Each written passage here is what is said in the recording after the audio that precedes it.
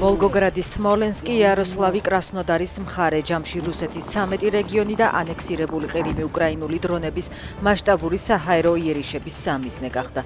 დარტყმები ნავთობგადამამუშავებელ ქარხნებზე, საწყობებსა და თბოელექტროსადგურებზე განხორციელდა.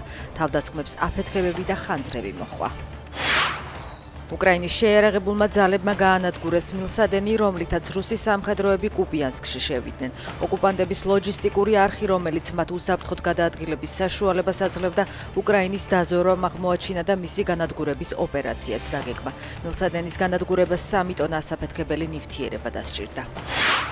მასშტაბური დემონსტრაცია ორბანის მთავრობის გადადგომის მოთხოვნით ბუდაპეშტში არასრულწლოვანთა დაკავების ცენტრში მომხდარ ძალადობას აპროტესტებენ, რომლის ამსახველი ვიდეოკადრებიც ოპოზიციონერმა აქტივისტმა გაასაჯაროვა.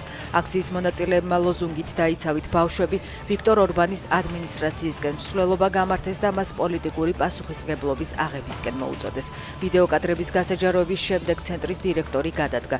დააკავეს დაწესებულების თანამშრომლებიც, თავად ორბანმა კი ძალადობა დაგმა. დაღუპულია 2 და დაშავებულია 9 სტუდენტი. ამერიკის შეერთებულ შტატებში ბრაუნის უნივერსიტეტში სროლა იყო.